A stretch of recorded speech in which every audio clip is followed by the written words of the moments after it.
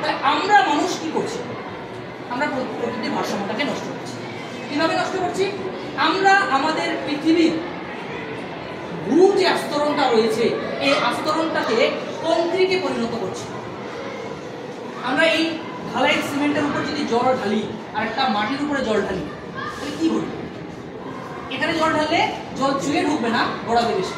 কিন্তু জলের উপরে যদি এই মাটির উপরে যদি জলটা ঢালি তাহলে ওটা গড়ানোর সাথে সাথে চুয়ে চুয়ে মাটির ভিতরে ঢুকবে। তার মানে আমি পাকা বাড়ি দিচ্ছি, পাকা বাড়ি। এবার এটা তো আমি বলতে পারি না যে পাকা বাড়ি দেওয়া যাবে না, অসম্ভব। কারণ মানুষ তার গতি নিয়ে চলবে, মানুষকে মানুষের গতি নিয়ে চলতে হবে, নাহলে মানুষ পৃথিবী থেকে মানে অস্তিত্ববিহীন হয়ে যাবে। মানুষ থাকবে পাকা বাড়ি না দিলে, মাটির বাড়ি দিলে একটা মাটির বাড়িতে যতগুলো মানুষ বসবাস করতে পারবে, একটা পাকা বাড়িতে তার বেশি মানুষ বসবাস করবে। তার কারণ হচ্ছে দেওয়ালের সাইজ আছে, আরো অনেক কিছু ফ্যাক্টর আছে, আমি ওগুলো দিকে যাচ্ছি। তাহলে কি হচ্ছে? আমরা কংক্রিটে পরিণত করছি। তাহলে আমি বাড়ি দিলাম, তারপরে কি করছি? বাড়ির আশেপাশে যে জায়গাগুলো আছে কাদা হবে, ঢালাই করে দিচ্ছি। ঢালাই করার দরকার ছিল কি? খুব বেশি ছিল। ওইটা দিয়ে তো জলটা অ্যাটলিস্ট কিছু তো জল মাটির ভিতরে যেত, যেটা আমরা করছি।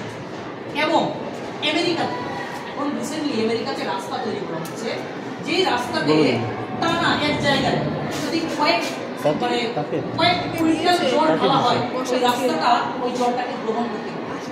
আমরা কি করছি? আমাদের রাস্তায় এক বালতি জল ঢালে এক বালতির মধ্যে পুরো বালতিটাই চুয়ে চুয়ে মানে গড়াতে গড়াতে চলে যাবে। মানে আমাদের রাস্তার মধ্যে জল ট্রান্সফার হচ্ছে, মানে আমাদের রাস্তার মেটেরিয়ালসে পরিবর্তন। তার মানে সরকারি, এটা আমি করতে পারবো বা আমরা করতে পারবো, সরকারি নীতি। তার মানে আমাদের ভারতবর্ষের বা পৃথিবীর মানে যে সমস্ত যে দেশগুলোতে এই প্রসেসগুলো নেই, ওই দেশগুলোতে এই প্রসেসটা চালু হচ্ছে। এটা চলে গেল ব্রড পার্সপেক্টিভ। এবার আমাদের দেশে তোরা একটা সিনেমার উদাহরণ দেবো আমি, জয় হোক। নাম শুনেছিস বা দেখেছিস? কেউ নাম শুনেছিস? শুনেছিস? দেখেছিস? ওই সিনেমাতে একটা ডায়লগ আছে যে প্রথমে তুমি একজনকে হেল্প করো, হেল্পের সাপেক্ষে কিছু চাইও না, জাস্ট ওকে বলে দিবেন বা বলে দিবা যে তুমি যাতে আর তিনজনকে সাহায্য করো। তাহলে ওই থিওরিটা নিয়ে আমরা চলতে পারি।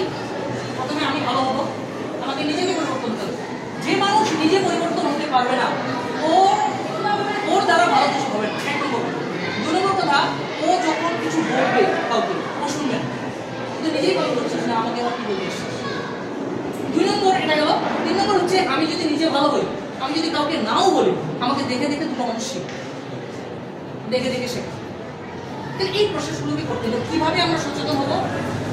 আমরা স্নান করতে ঢুকলে বালতি বালতি বালতি বালতি জল ঢালতেই থাকছে, দরকার নেই। আমাদের পৃথিবীতে একটা যুদ্ধ হবে, যে যুদ্ধটা এখন বর্তমানে যুদ্ধ কি নিয়ে হচ্ছে বলতে পারবি? পৃথিবীতে বিশেষ বিশেষ বড় বড় দেশগুলোতে যুদ্ধ হচ্ছে, কেন বলতে পারবি? তেলের জন্য। কিন্তু ভবিষ্যতে এমন একটা দিন আসবে যে দিনে যুদ্ধ হবে জলকে।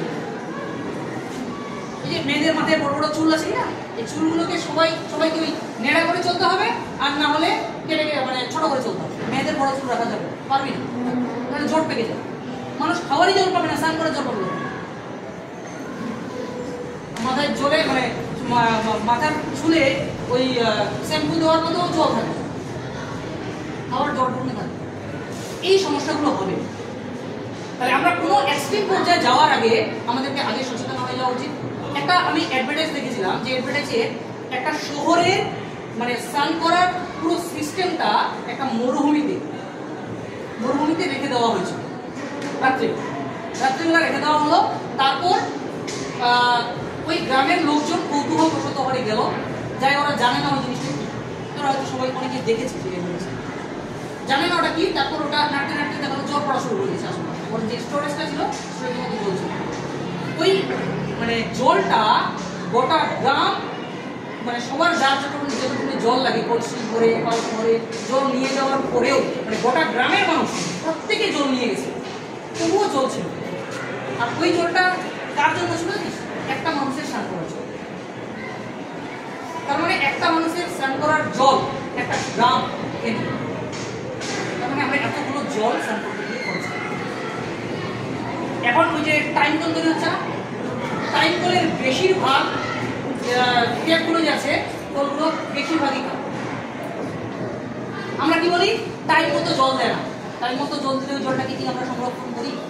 আমরা রাস্তা দিয়ে যাওয়াকালীন সাইকেল নিয়ে স্কুল থেকে যাওয়ার সময় বা টিউশনে যাওয়ার সময় যখন আমরা দেখি টিউবওয়েল থেকে জল বেরোচ্ছে, আমরা কোনোদিন বন্ধ করেছি?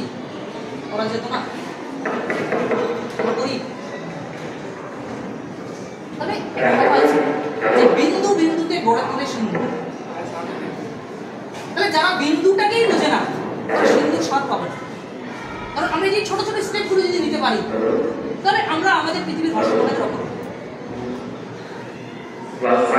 আমাদের কাছে একটাই বা একটাই উপদেশ দেব যে আমাদেরকে ছোট ছোট স্টেপ নিয়ে এগুলোকে সংশোধন করতে হবে।